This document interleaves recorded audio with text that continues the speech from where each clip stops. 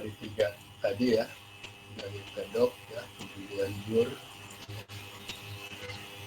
dari jur itu ya, kemudian stun yang paling mudah itu pasti sudah dibahas ya di jurnal itu, membahas tentang teknis penentuan fase-fase soil itu yang berdasarkan nilai SOI bulan ke bulan ya, bulan ke bulan dan tahun ke tahun.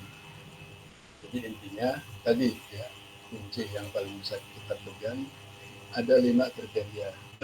Biasakan kalau kita menentukan kriteria dari 5 ya, satu nilai itu kalau tidak masuk di 1, 2, 3, 4 ya pasti cenderung masuk ke 5 gitu ya. Nah, biasanya tandanya ya, yang paling mudah nih tandanya ya, ketika di bulan yang diolah positif, di bulan yang sebulan sebelumnya negatif, itu sudah pasti tidak masuk di 1 ya, di 2, di 3, di 4 maupun di 5 ya, itu pasti masuk di 5. Dan biasanya sih itu memang kalau saya melihat angka-angka tadi itu ya, selisihnya itu ya sekitar berkisar itu ya, plus minus 0,5. Nah, tapi oke, pokoknya intinya kalau nggak masuk ke dalam 4 kriteria tadi, sudah pastikan dia masuk di 5 ya, karena tidak memenuhi konstan negatif, konstan positif ya, menurun cepat, menaik cepat. Sudah, kalau itu nggak ada ya sudah di 5.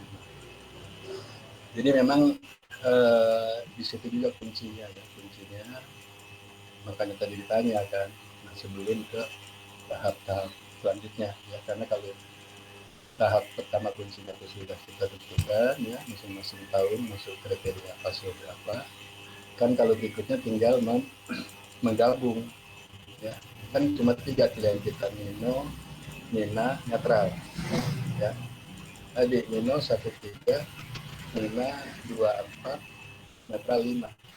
Nah, udah ya dari series yang sudah tentukan itu kita sort ya, kita pilih dulu ya yang ke Nino mana, ke Nina mana, ke netral mana, kemudian kita sort ya, kita sort nilai apanya, nilai anomalinya di sort mulai dari negatif tertinggi sampai positif tertinggi, lalu pasangkan ya, pasangkan masing-masing nilai anomali ya, tidak harus berpasangan dengan di data aslinya, ditemui nanti kan nilai negatif berapa ya, itu lihat ketika nilai negatif itu dia pasangannya ke fase mana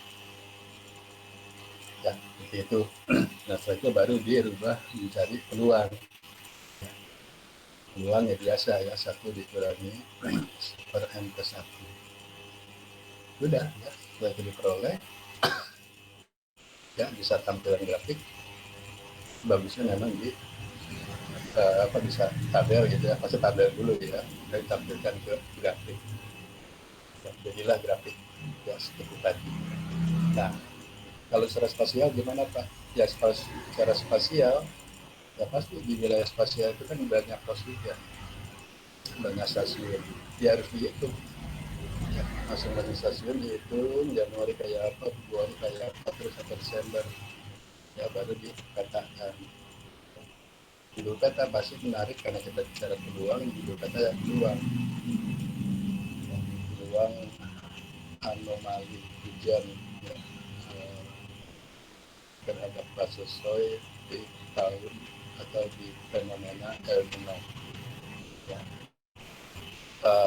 Apa namanya, isolen di peta itu nilai-nilai anomali curahnya dan tingginya adalah kelas probabilitasnya ya, udah berhenti sampai situ, itu bulan Januari ya.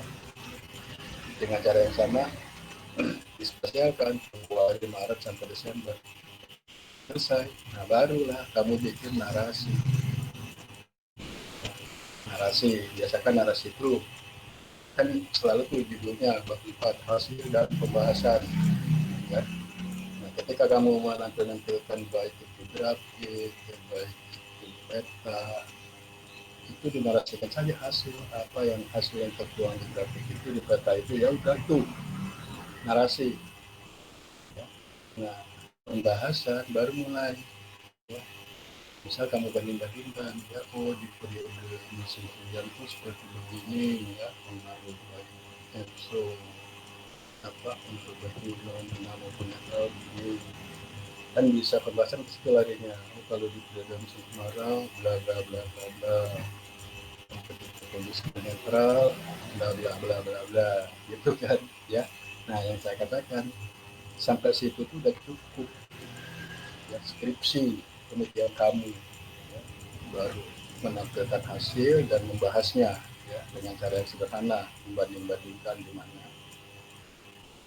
Nah, baru saya katakan tadi, wah saya mau lanjut nih S2, saya harus bikin tesis. Baru tuh dicari tuh ya, kenapa ini, ternyata di periode musim hujan demikian, kemarau demikian ya, pada masing-masing fenomena.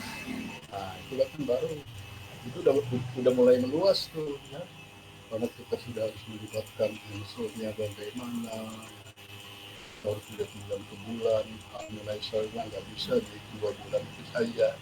Nah, kan ke situ kalau apa ya, kajian yang lebih lanjut gitu, yang lebih lanjut dilihat itu mungkin saja bisa nanti dikaitkan dengan, kan kita juga mengenal ya sejak awal faktor global, regional, lokal yang mempengaruhi juga di Indonesia, itu juga jadi referensi ya. Oh, ternyata tidak hanya kita melihat di Pasifik, kita lihat juga suhu laut di perairan Indonesia, kita lihat juga di Samudra Hindia itu lagi ngapain di pol. Nah itu tuh setingkat tesis tuh ya. Itu juga cuma nanti hasil kondisi yang demikian tuh ya, ketika kondisi soil demikian, lalu suhu muka laut di Indonesia demikian, di Pasifik di polnya lagi apa ya, itu kan hasil, belum ada sesuatu yang muncul yang baru. Nah itu sudah, itu sampai sekitar tesis itu sampai situ udah cukup keren ya. Lalu baru naik ke disertasi. Nah, mulai kita punya apa, pola pikir, kan selalu kan awalnya pola pikir, ada apa nih, apa yang harus saya hasilkan dari semua kondisi-kondisi ya yang dianalisis dari S1 S2, apa nih yang harus saya munculkan. Nah, biasanya kalau hasil dari tesis apa dari disertasi itu kan bisa dijadikan teori teori dasar, jadikan referensi sudah pasti teori dasar ya. Harusnya para dokter itu memang memunculkan hal-hal yang baru. Kalau cuma menghasilkan hasil ya ya ya, kalau menurut saya ya, kalau menurut saya ya itu sekelas S2 saja. Kalau S3 dokter harus kita yang ternyata nggak tahu, oh ada ini loh, tahu ya. Kalau cuma hasil kan kalian juga bisa aja melanjutkan ya, harus S2 S3 ya. Itu kan apa namanya, kenapa gitu harus di S2 S3 itu kan apa namanya, legalitasnya saja ya, legal gitu ya. Kalau kamu meneliti sendiri nggak ngapa-ngapain kan bisa kan ya, itu legal dan kamu bisa meraih ya apa namanya gelar itu kan, itu legalnya seperti itu. Oke ya, seperti itu. Gimana kira-kira tadi, siapa teman? Sudah paham, Pak. Ya, nah biasanya dengan kita langsung melihat data, membuka data baru bisa. Kalau masih membayangkan agak-agak mungkin agak-agak bingung. Yang lain gimana? Ada yang mau ditanya?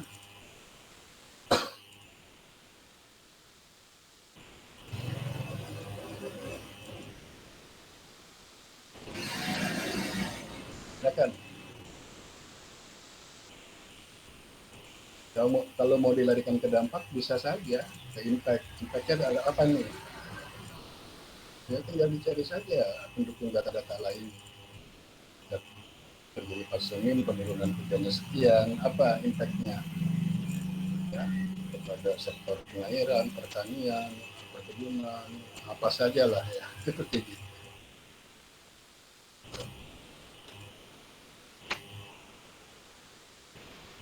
Silakan. Ya.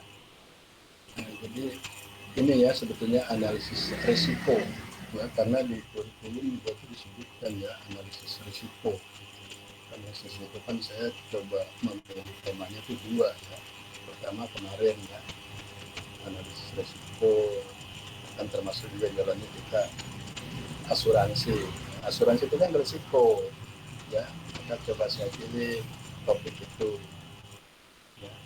Kemudian ya ini produktivitas kan risiko ya, risiko, tapi biasanya menyajikannya dengan yang berbeda gitu ya, tidak hanya risiko itu terus saja menghubungkan satu variabel dengan variabel lain selesai ya, seperti itu. Nah, termasuk juga nanti sampai ke perhitungan yaitu produktivitas ya, ini juga dari luas tanam potensial.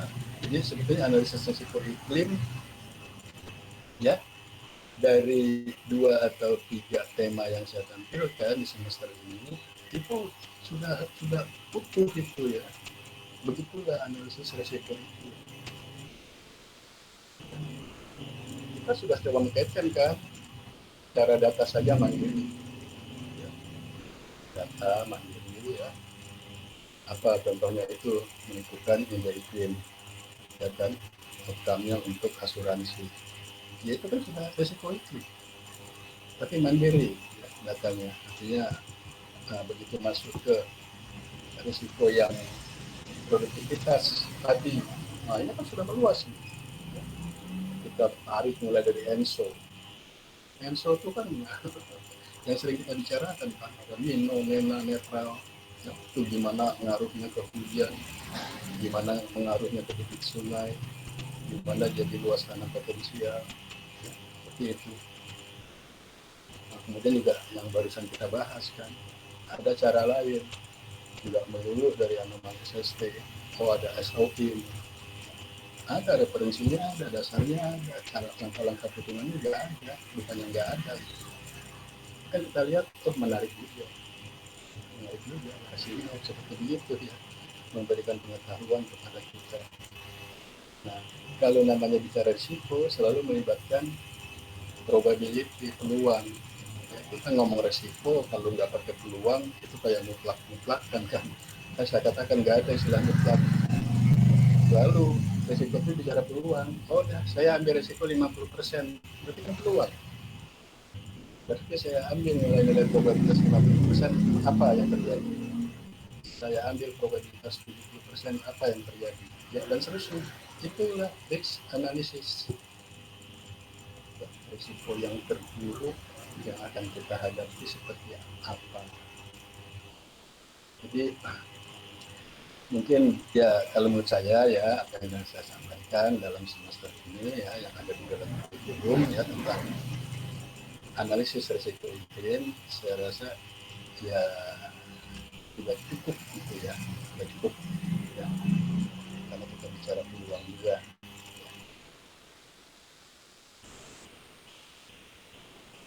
Oke, ada lagi ya,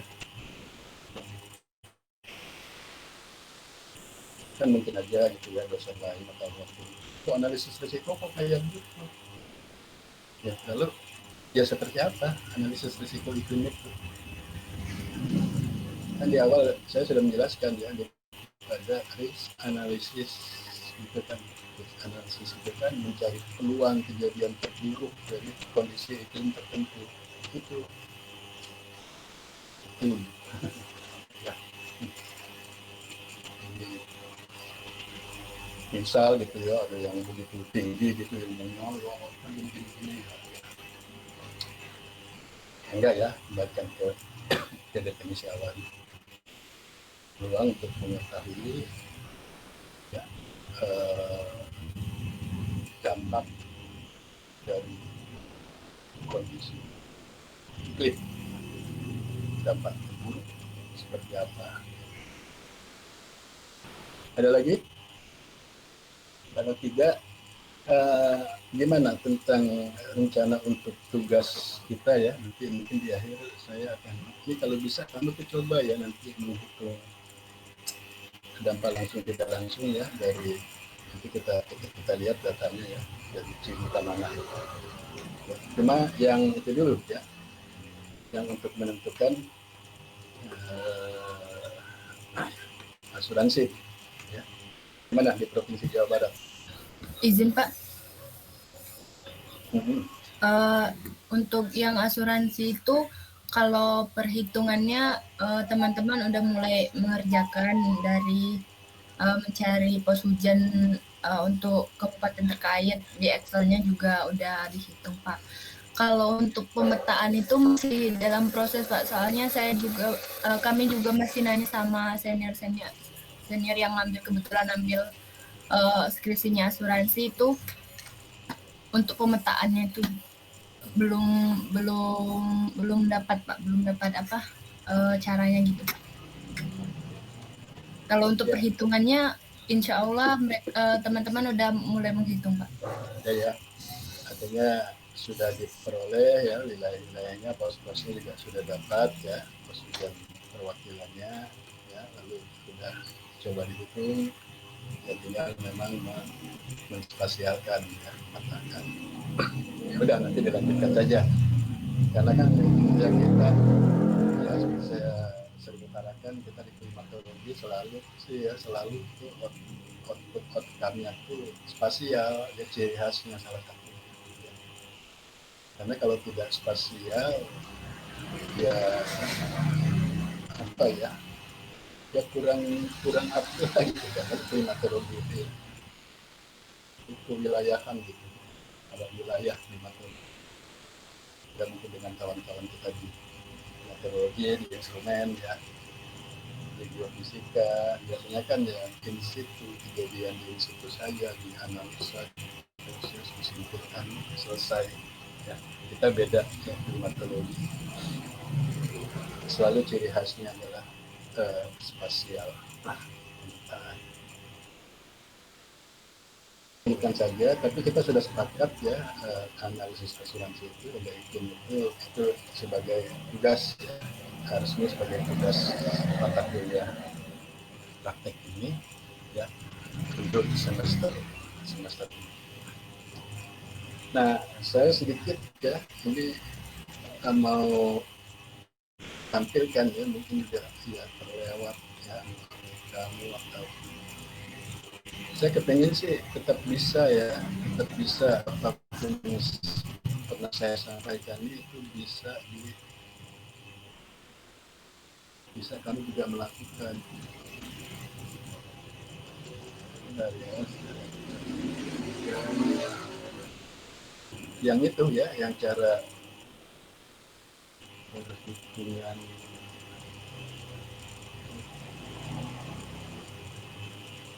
bukan ya, sorry.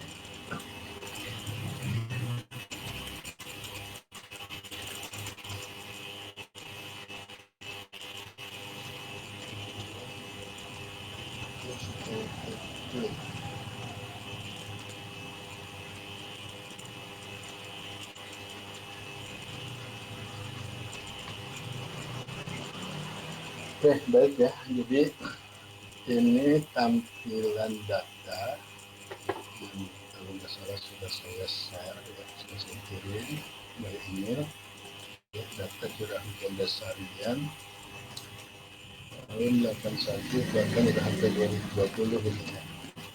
Pos hujan Cibukamana ya, ini ada di Kabupaten Purwakarta.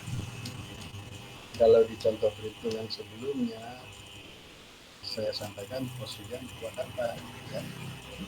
Jadi tidak begini ya, di Kabupaten Purwakarta ada pos hujan Purwakarta ya, ada, tapi bukan berarti di Purwakarta itu ya itu Presiden Purwakarta ya, ada macam lagi ya, mana ada apalagi Jatiluhur itu banyak ya, banyak lah ya. Nah ini salah satunya di Cibuka Mangga. Nah ini kan data dasarnya juga dari Januari sampai dengan Desember ya, jadi sebetulnya mudah ya, yang penting kalian punya data ini dulu.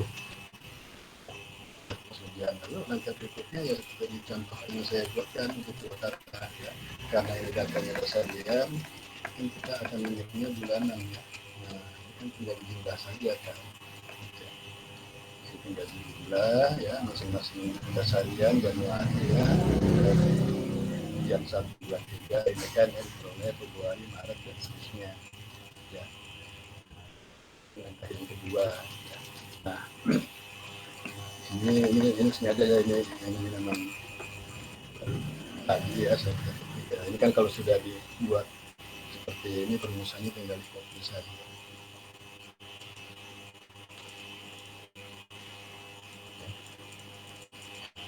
Ini nggak ada ya, ini menggunakannya belum sampai. Ini data bulanannya ya, diperoleh dari jumlah dasarian di masing-masing bulan. Nah selanjutnya kita hitung anomali. Ini anomali. Cara menghitung anomali gimana? Ya oke, kita tetap standar namanya anomali itu XG dikurangi X rata-rata. Nah X rata-rata standar yang kita lah ya, di sini kita buat 1981 kan ya.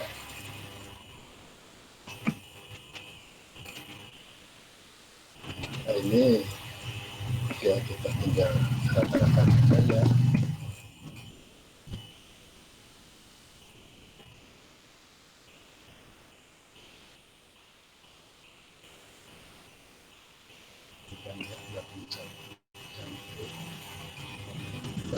Ke 2010 aja ya, jadi jangan dilanjut sampai ke 2000 ya, karena ini yang masih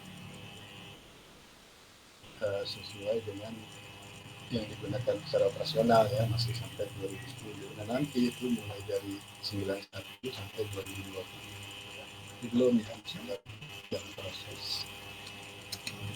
Nah ini diperoleh ya, nah ini kan tinggal fokus saja. Inilah nilai daripada rata-rata ya, rata-rata bulanan Januari sampai Desember.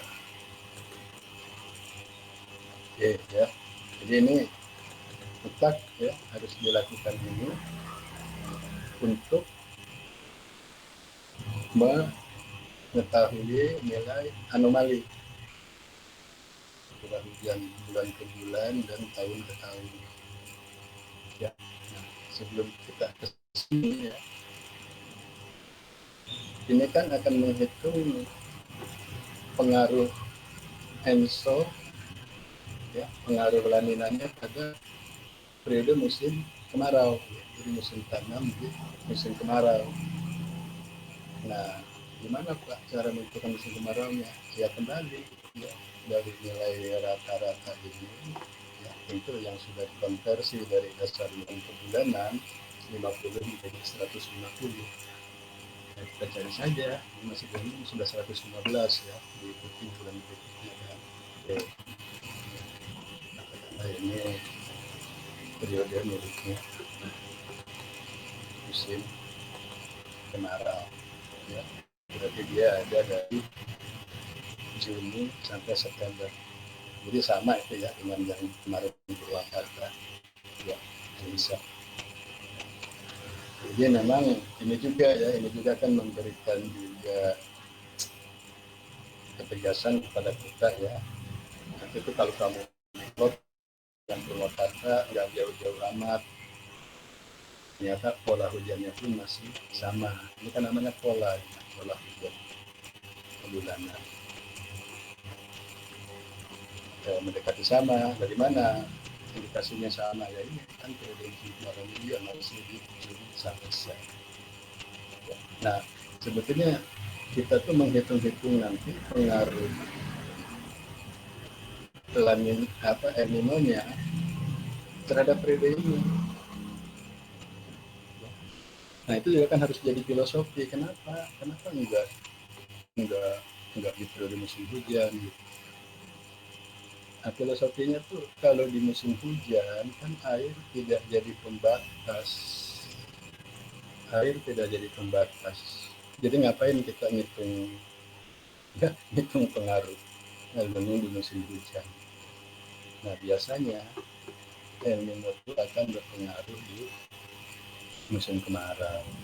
Kalau dikaitkan dengan pola tanam, berarti ini ada di NT2 musim tanam periode kemarau ya. Kemarin ya di kalender tanam ya, mohon juga itu dipahami ya. Jadi kalau di pertanian itu kan ada 3 periode kegiatannya, NT1, NT2, NT3. NT1 berkaitan dengan musim hujan, NT2 peralihan kan, hujan ke kemarau, NT3 itu kemarau, MK. Jadi disebutnya MH, MK1, MK2. Itu hanya penyebutan saja ya. Ada yang bilang rendeng, gadu 1, gadu 2 ya. Ada MT1, MT2, MT3, semua istilah saja, yang penting harus kami pahami. Nah, analisis yang dilakukan sumber dari Pak Bur itu ya, dia fokus di periode dalam setahun ini ya, pada periode musim kemarau. Ya, jadi intinya itu ya, jadi ini ya, jadi yang kita bahas dari kemarin intinya itu ya. Kita nggak tahu di sini ya, nggak usah ini, kalau tanya juga nggak ngerti, kita tidak mengolah di sini, kita fokus di sini. Nah, nanti setelah periode ini didapat ya, maka kita kan akan mencari pertama hubungan antara ENSO dengan curah hujan di periode musim kemarau.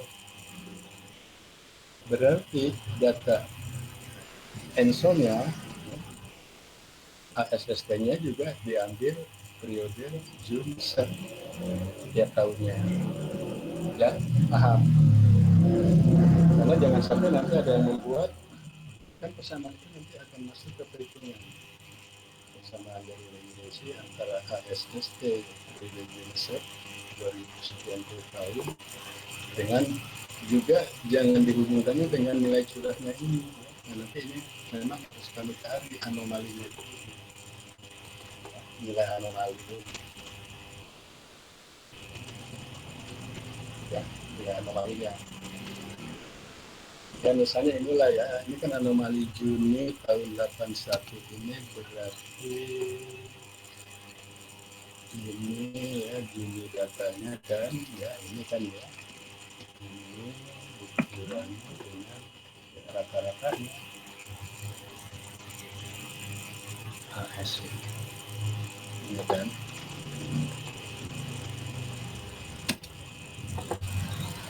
Nah, inilah positif 96. Oh ini kalau ditarik bisa ya. Kita cek September ya.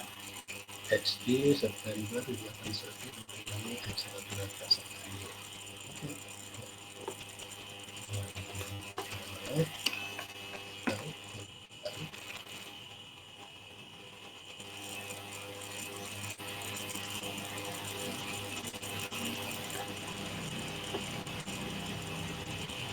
Dan benar ya. Cek aja yang terakhir 2019 ini juga di September ya. Nah ini kan ya, ini dikurangi dengan Oke, umur 83 karena dia ikut bergeser ke sini ya, ya dengan HP ini. Ya. Itu kan biasanya kita main dolar itu ya supaya dia nggak bergerak ya. Fungsi dolarnya ini kita taruh di mana nih? Kan yang mau didolarin itu kan rata-rata ya AS baris 45. Kalau nggak salah nih gimana nih sini? Dolarnya di depan dulu atau gimana nih?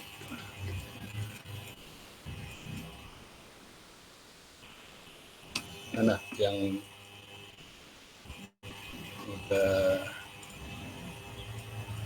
biasa nyetaknya itu?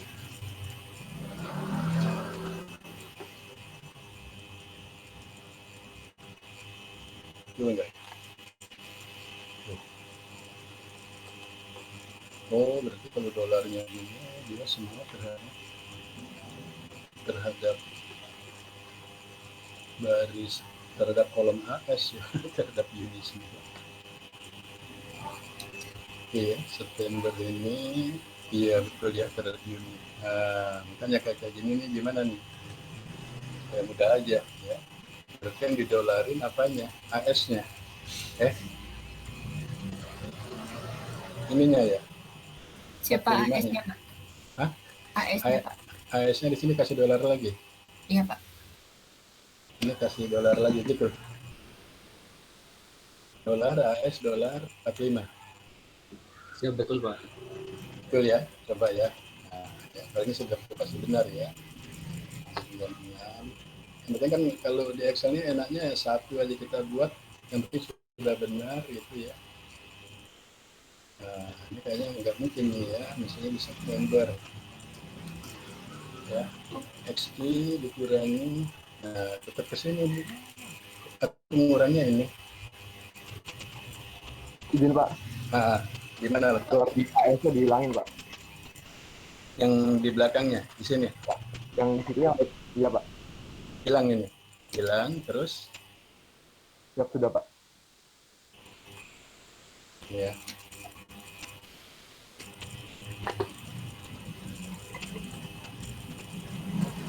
Nah ya, kali ini mungkin ya udah benar ya. Benar ini ya. Ya, pengurangnya adalah ini.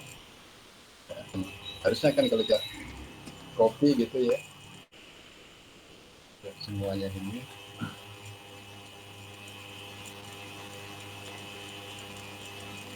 Ini karena yang di sini ini apa belum ya di periode 2020 memang datanya belum sampai.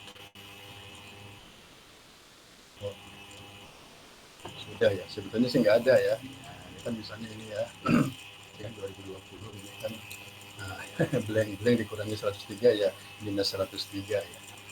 Yang pasti ini tiga bulan ini nggak ada mulai ini. Ya, intinya kita analisisnya sampai dengan 2019 saja. Nah, kita sudah dapat kan series anomali curah hujan periode June-Sep ya, itu masing-masing ya. Nah, lalu berikutnya apa yang perlu diperhatikan? Nah, ini yang paling sulit ya. Nah, ini yang paling sulit. Data debit.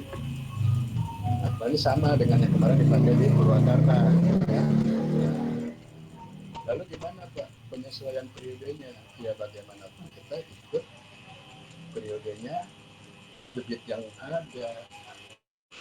Maunya sih ini debit juga ada mulai 1981 ya sampai 2001 ya sampai ke 2020 ya. Tapi ya faktanya ini ya. Jadi ketika nanti kamu nyari data ya ini seperti ini kendalanya. Jadi kita sesudah kita putuskan nanti pertama nanti untuk korelasi hubungan antara debit ya dengan apa perkiraan curah hujannya ya ini cukup pakai periode 91 sampai 2001. Tapi ketika kita membuat pengaruh ENSO ya yang indikatornya anomali SST terhadap curah hujan ini seluruh tahun, tapi periodenya di musim kemarau saja. Nah, jadi tahapannya ini dikorelasikan dengan nilai ASST ya, karena ASST itu kan anomali kan, anomali sea surface temperature. Maka benar ya yang ditulis oleh target itu, kalau anomali ya dikorelasikannya juga dengan anomali, jadi bukan dengan curah hujan. Curah hujan ini sampai sekarang kita dikorelasikan dengan ini. Nah ini boleh ya, karena data ASST juga tersedia ya, bahkan mulai dari tahun 1950-an juga sudah ada itu sampai dengan tahun 2019. Nah, hujan pun tetap tinggi. Nah, jadi untuk ini ya mencari kesamaan itu kan ini kan pengaruh anomali ASST terhadap curah hujan ya. Itu periode ini diperoleh kan kesamaan ya. Nah, persamaan yang diperoleh dari hubungan ASST dengan CHMK ini ya. Nah, itu nanti di dihitung ya, persamaannya kan akan keluar ya, Y sama dengan A plus BX gitu kan. Y-nya adalah curah hujan ya, X-nya adalah ASST. Nah, hitung ya, untuk tahun 91 ya, ini anomali SST 91 dari persamaan dari data masukkan ke persamaan sebagai X ini, maka akan muncul Y, yaitu sebagai variabel curah hujan. Demikian seterusnya, cukup Juni sampai September saja pengaruh dengan debitnya ini, debit di musim kemarau. Nah, nanti ketemukan persamaan antara ini debit sungai dengan curah hujan, dan curah hujannya yang sudah dipengaruhi oleh ENSO. Nah, itu kan ya, begitu tergambar nggak tuh ya filosofinya kamu? Oh, ini curah hujan yang sudah dipengaruhi oleh ENSO. Tadi itu namanya dampalan ENSO kepada curah hujan. Nggak bisa ENSO kamu korelasikan dengan debit ya, itu menyalahi kaidah. Oh, berarti hujannya yang sudah dipengaruhi oleh ENSO, diperoleh dari satu persamaan, baru nanti dari persamaan itu diduga untuk Juni, Juli, September ya, tiap tahun baru dikorelasikan lagi dengan debit, keluarlah persamaan antara dugaan debit ya berdasarkan curah hujan yang sudah dipengaruhi oleh ENSO. Nah, setelah itu ini masih miliknya Purwakarta ya. Nah, berarti nanti ya. Nah, ini ya asumsi luas tanah maksimum. Kemarin kan saya sudah ya kita bahas. Ya, itulah pentingnya juga ya belajar kalender tanam itu. Ya ternyata di di informasinya itu kan ada luas tanam baku. Maka kamu hitung tuh ya. Kita ini bicara Purwakarta, pasti ada di kata pasti ada luas tanam baku Kabupaten Purwakarta, bahkan sudah didetilkan sampai kecamatan kalau nggak salah ya kemarin contoh datanya. Ya udah, itu dijumlahkan saja ya. Oh, berarti Purwakarta itu maksimum luas tanamnya adalah 438,2 hektar. Sama nih ya seperti senior kamu sebelumnya. Gimana Pak ya mencari luas tanam baku? Saya lari ke Dinas Pertanian dan Dinas Pengairan beda ya, beda itu ya. Nggak apa-apa, bener beda. Kalau sama malah salah, saya bilang gitu loh. Oh, kalau sama salah Pak, bukan kalau beda salah. Enggak, kalau orang pengairan menghitung luas tanam itu berdasarkan yang diairi sama dia. Kalau orang pertanian ya seadanya tanaman padi yang ditanam di di kabupaten yang itu. Oh begitu ya. Nah, diinformasikan ya itu sudah ada ya, luas tanam baku. Ya itu udah itu saja dijadikan referensi buat kalian. Toh nanti di pustakannya juga enak tuh. Ya. Atau setelah luas tanam baku dalam kurung gitu kan ya. Apa balik bangkan gitu kan ya. Balik bangkan yang tahun sekarang nggak boleh kamu ambil ya 2021. Dan itu pustakannya apa? Ya balik bangkan 2020 apa namanya?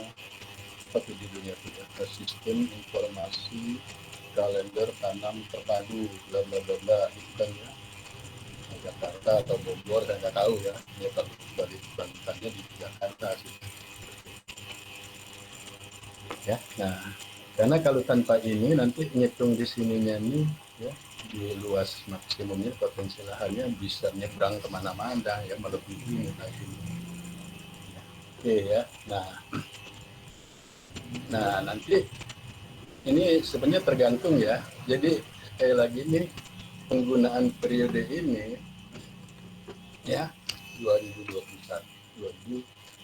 2021 ya, kan kita ini seolah-olah kan akan apa namanya menanam ini nanti kan dampaknya ke periode musim kemarau gitu ya berikutnya gitu ya. Ya kan di Juni, Juli, Agustus, September kan ya tadi udah tunjukkan ya. Nah tapi karena kita melakukan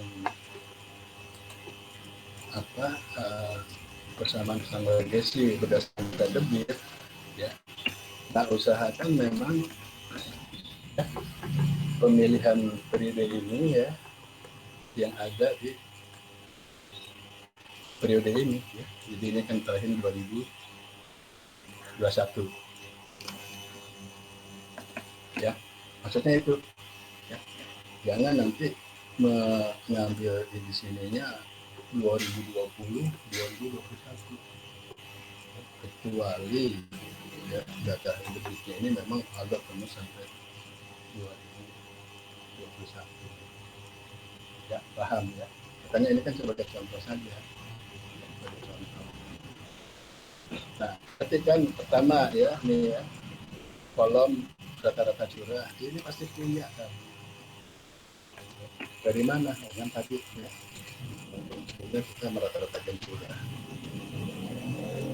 ASST punya mau dari internet lah ya banyaknya. Biasanya kan ini dari NOAA ya, NOAA. Anomali curah hujan sudah kita hitung ya, makanya tadi hitung dulu anomali karena salah dari 1, 2, 3 nggak masalah. Perakiraan curah ini kan dari anomali ini pendugaannya ini adalah dampak langsung curah dari mana ya. Kalau ini kan di sini ya contoh yang Purwakarta kemarin ini kan diperoleh dari ini ya. Nah ini ya, persamaan ini CH sama dengan min 44.702 X ya, X nya ASST tambah 4, sekian ya. Dan ingat ini adalah masih dalam satuan anomali ya. Yang dikeluarkan dari sini masih CH dalam anomali, makanya ada negatif. Curah hujan negatif Pak. Ini anomali loh. Nah, kalau mau dihitung curah ditambah dengan rata-ratanya maka ketemu lagi. Maka itu nanti dimasukkan ya. Nah berarti persamaannya tadi ya, ketika kamu membuat persamaan anomali CHMK di Cibukamana dengan ASST ya, ASST ini ada 43 yang Purwakarta. Nah, maka pasti persamaannya kan beda, ini miliknya Purwakarta ya. Nah, masuklah ke sini ya. Ya udah dapat ini, kita kan ngitung perkiraan debit. Ya, dari mana nih 42, 43 ya. Nah, terus kan kita membuat persamaan debit dengan perakiraan curah yang sudah dihitung dari pengaruh ENSO. Maka kita mulai ini 0,124x plus 32,6. Ya, x-nya ini adalah curah hujan yang diperkirakan. Ya, maka ketemulah ini nilai debit. Ya, 42, 43 dan seterusnya. Ya. Nah, hitung kekurangan air kan. Kekurangan air kan sudah ada rumusnya. Ya. Kita bicara padi butuhnya 200, berarti kan kebutuhan padi itu dikurangi dengan curah hujan yang akan diperkirakan kan. Kamu perkiranya curah hujan sekian, karena satuannya meter maka dibagi 1000. Kita mulai ini. Oke, ini diperoleh terakhir ya, menghitung LPP, satuannya ribu per hektar. Ya, rumusnya sudah ada. Potensi luas tanam ini kan tinggal dibagi saja kan. Dan filosofinya luas tanam itu berarti ini data bibit yang ada ya, yang diperkirakan terjadi, dibagi dengan kekurangan air kan, atau kebutuhan air. Ya, maka jadilah itu luas tanam. Ya, bisa diperolehlah nilai 453 hektar. Ya. Sama ya, nanti dengan bulan-bulan lainnya.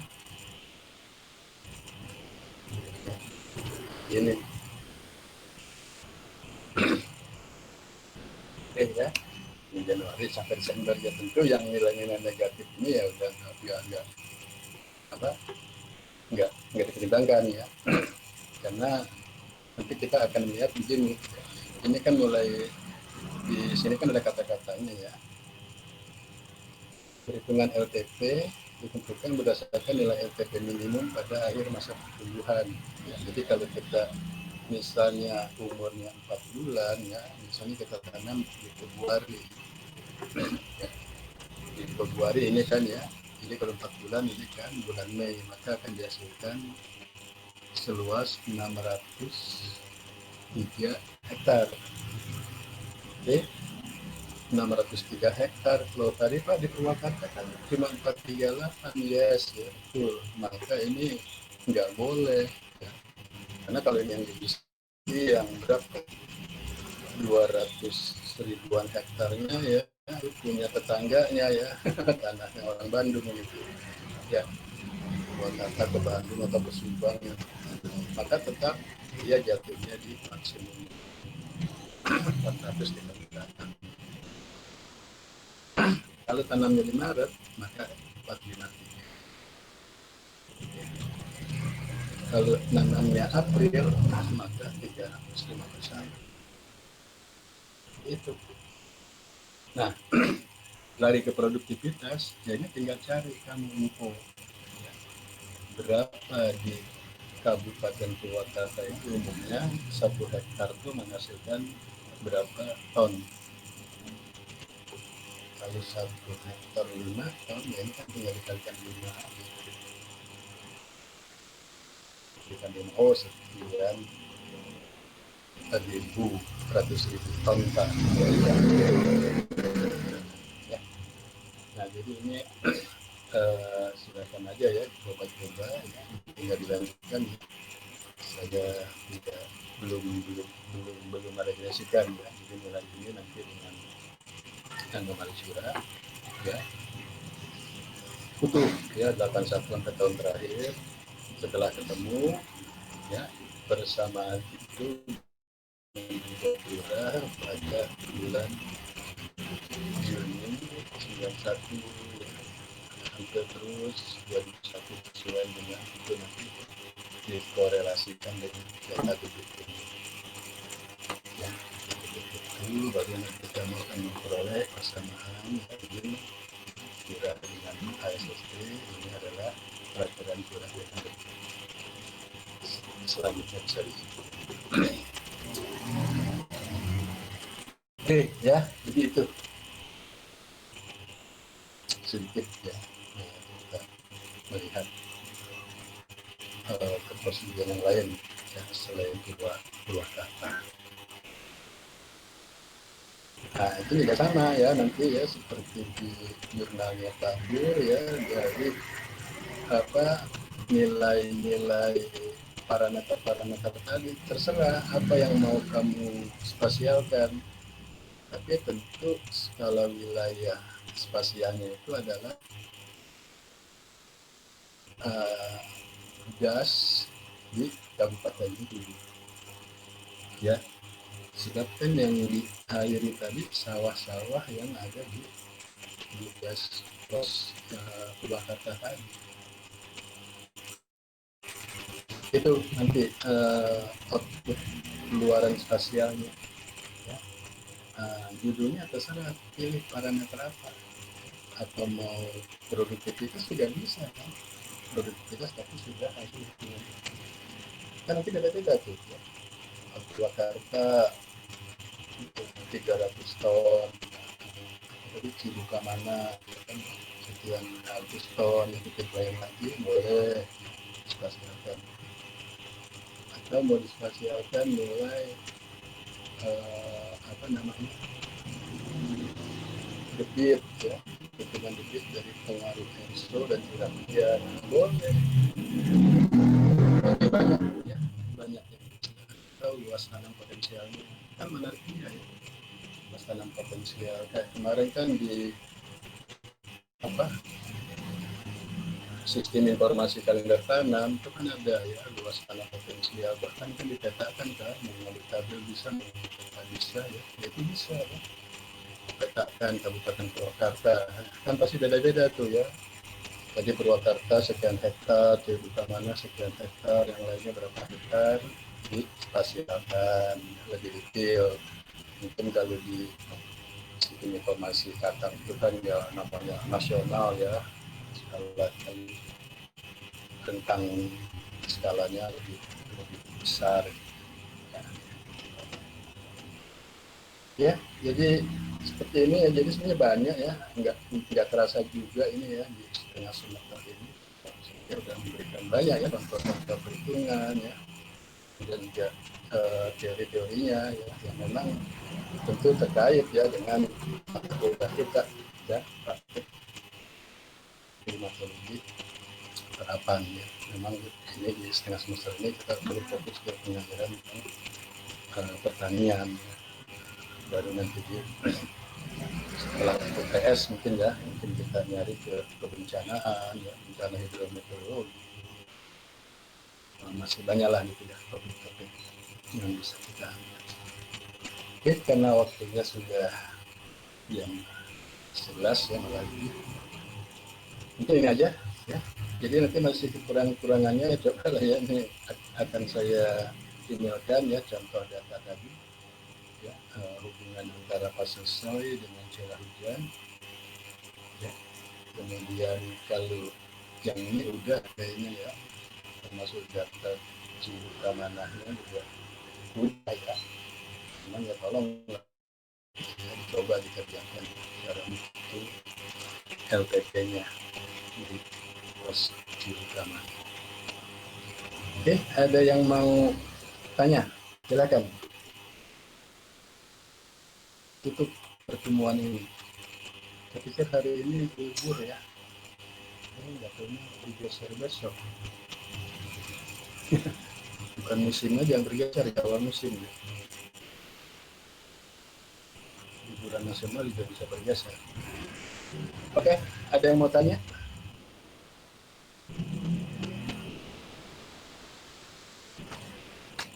Ya, nah, jadi sudah terang benderang ya untuk tugas. Lanjutkan nilai-nilai iklim ya untuk mendukung program asuransi ya. Lalu sudah kita review juga ya, review tadi hasil perhitungan LPT ya, juga saya tambahkan yang terlewat tadi ya, hubungan antara fosil soy dengan curah hujan. Ya, ini juga sesuatu yang baru ya, barang baru, nggak pernah diangkat dalam penelitian. Monggo silakan kalau mau yang ada ya, yang ada tertarik dengan itu. Oke, baik. Kalau tidak ada lagi, mungkin cukup sampai di sini. Saya ucapkan selamat siang ya, jaga kesehatan selalu, dan kita akan bertemu di minggu berikutnya. Terima kasih. Terima kasih Pak. Ya,